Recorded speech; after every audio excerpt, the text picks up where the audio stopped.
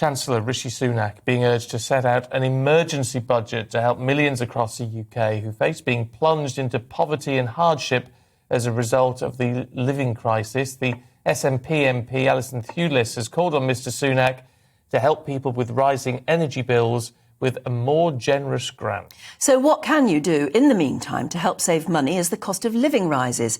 Here to answer that is Rose Grayston, independent housing consultant and campaigner. A very good morning. Thanks for joining us. Good morning. Thank you for having me.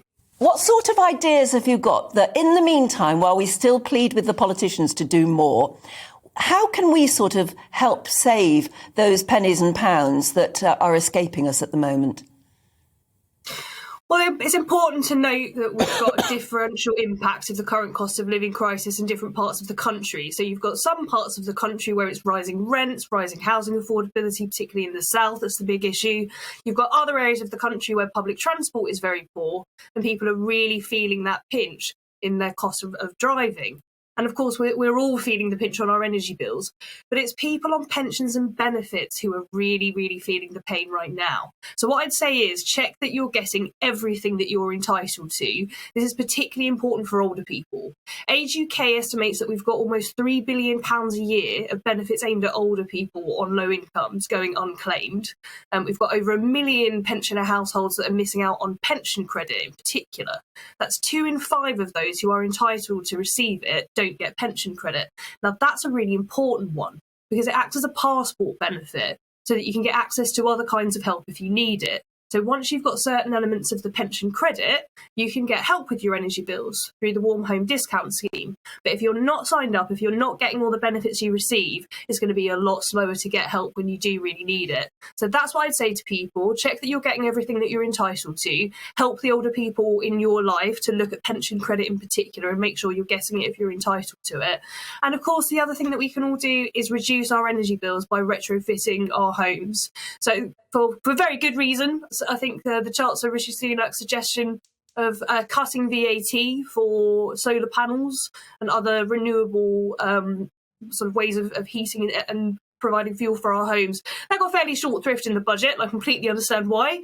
People saying, it's a difficult time to think about taking the cost of installing solar panels when we're thinking about how we're going to put food on the table, how we're going to heat our homes. But in the long term, this is the way that we will get our bills under control.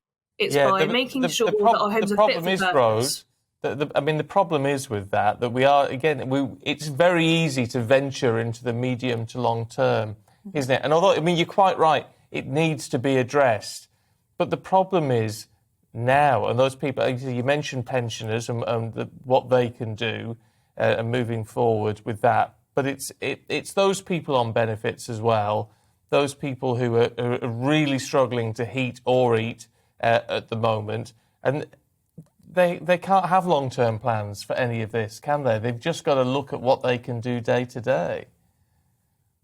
This is why I would say making sure that you're getting all of the help that you're entitled to, and looking at the Warm Homes Discount Scheme in particular is really important, because it puts the obligation on your energy supplier to work with you to find ways to make your situation affordable. So often then they'll take on the cost, the expense, the stress of organising for homes to be insulated. Because once they're paying for those bills and acknowledging the affordability crisis that customers are in, they've then got an incentive to work towards those medium long-term solutions.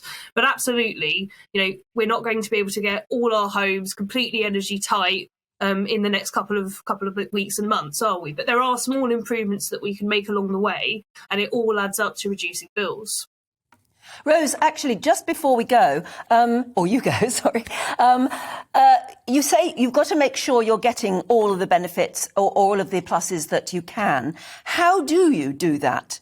Especially maybe if you're not that tech savvy, and you can't go on Age UK website or something like that. How do you find out what you're entitled to and whether you're getting it? Well, there is a wonderful website called entitled2.co.uk that gives you a really thorough assessment of your benefits. That is the quickest, most accurate way to find out what you're entitled to. So do that, or if you're able to help someone to do that in their lives, that's a great thing. If not, you've got the CAB, which has local offices in many places around the country, local telephone numbers. Shelter are also really great for housing and other financial advice. You might find yourself sitting in some telephone queues, so I'd make a cup of tea and be prepared for that. If you're not able to use the online services. But there is help and advice out there. Okay. Entitled to. Never heard of that. It's definitely worth looking at. Yeah, Rose Grayston, thank you very much. Good to talk to you this morning. CAB, I suppose, Citizens Advice Bureau. Yeah. And they're brilliant too. And there are plenty of those about, actually. And I tell you what the issue is, I think, for a lot of people, and particularly older people, it's that there's an embarrassment in saying, I need help. There's a dignity issue. I think you've got to get over that at the moment, haven't you? You've got to. I've just gone on to Entitled To, and it is all there, and it looks as though it's quite simple to negotiate, and it does tell you what you've got to read up on it, but it does seem to tell you exactly what sort of person you are and what you might be entitled to, whether there's any help out there. It's a good place to start, anyway. But Citizens Advice is brilliant at that sort of thing too. Yes, loads of you getting in touch already this morning. Leela says, we're going back to the 1970s. High taxes, expensive fuel and politicians having sex scandals. Yeah, it feels so familiar, doesn't it? I don't think that's ever stopped. No, it doesn't. To be fair, there's always a sex But we got scandal. through the 70s, didn't we? We did come out the other side, I suppose, and that's the thing you have to cling to, that hopefully this won't last forever. Mark said it's absolutely shocking that pensioners are being told to wrap up warm rather than having the heating on after having worked their whole lives. This government should be ashamed. Dave says Boris has a massive majority in the country behind him and he's doing nothing to solve this cost of living crisis. I voted for him, but would not do so again. Unfortunately, Labour is no better.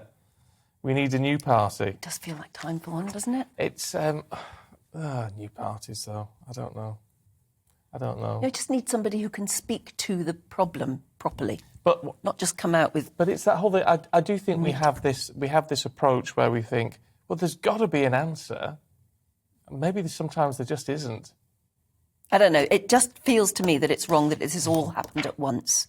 And it's not enough for the government to say, well, we've had a pandemic and it feels like it's all happening at once, but, we should have anticipated it. They should have anticipated this. Well, they should. Maureen says, what really irritates me about inflation, which is really jumping up, is the government are rubbing our noses in it by giving themselves a £2,200 pay rise.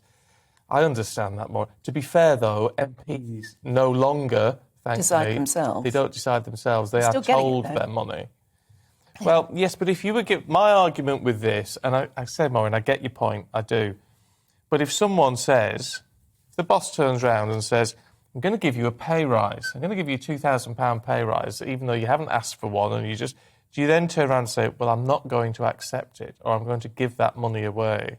Or do you, like most human beings, just go, oh lovely, thank you. Yes, yeah, that'll come in handy. We're all human, aren't we?